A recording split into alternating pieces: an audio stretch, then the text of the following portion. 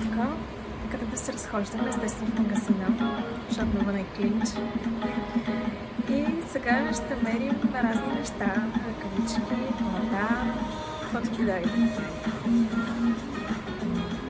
Тук влогърката не се превзема както обикновено. За сметка на това, звукът е катастрофален. В магазина някаква музика бучи брутално и нищо не може да се направи. Сега дилемата е между тази шапка за 2 лева и тази шапка за 2 лева. Цената е направо блъскаща. Можех да мисля, ако тази шапка струва 30 лева, май по-скоро бих си я купила.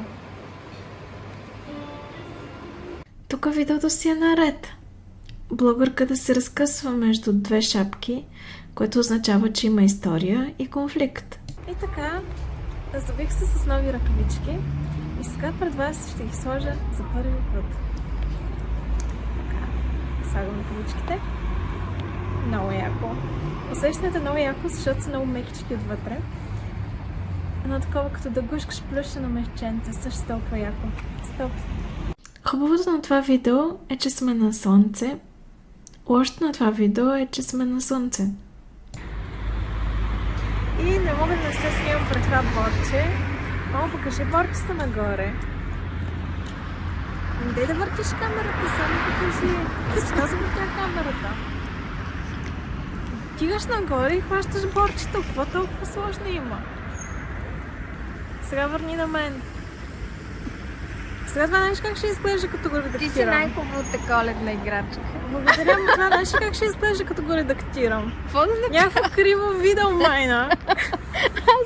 Спря ли го? Не. Тук влогърката е направо ядосана на майка си, която все пак не е оператор. Снимам с тези прекрасни обици, за да си напомня да си купя обици, защото това е зимно яке с перлите не отива. Тук операторката е подрязала половината неща, подлежащи на снимане, следствие на което имам букви върху брадичката. Кучи, кучи, кучи, кучи!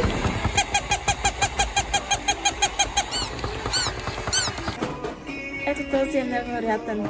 Веднага бих му поискала телефонния номер. Ето този е роднина на онзи, който исках да му взема телефонния номер в началото на този таинствен магазин, който всички пловдивчани ще познаят. Влогърката почва да се превзема, уморена от пазаруването. А нали всички влогъри постоянно трябва да са витални и щастливи? Я да го видя това Барби. Бети Барби. Чувала съм, че ако една истинска жена има пропорциите на кукла Барби, тя трябва да ходи на 4 крака. Тук Барбито изглежда една идея по-естествено от влогърката. Изглежда като потънала в дълбока медитация. Не ми се смей! Какво ми се смееш? Аз се смея, че пак те отрязах, въпреки 1000-та указания, които ми даваш непрекъснато. Ма исках да покажа, не и отрязах. Добре. Става все по-зле. Пише всичко, от което се нуждае е прегръдка. Това не е само една прегръдка. Човек се нуждае от 4 прегръдки на ден, за да оцелява, 10 прегръдки на ден, за да е с чиста щастлив и 12, за да я просперира. Влязла съм в режим роботче. Значи снимаме се с стикерите, защото въпреки, че сме на преклонната възраст от 40 години, страшно много харесваме стикери. И то главно за неща като Bullet Journal. Някой ден ще ви обясня какво е Bullet Journal, много е яко. Bullet Journal е като цяло тетрадка дневник, която повишава твоята продуктивност и развива твоята креативност. Това е тетрадка, подарена от най-добрата ми приятелка. Първи снежинки небето пророни, ангели с тънко вратено предът, късчета ледни по черните клони, сякаш светулчици в мрака валят.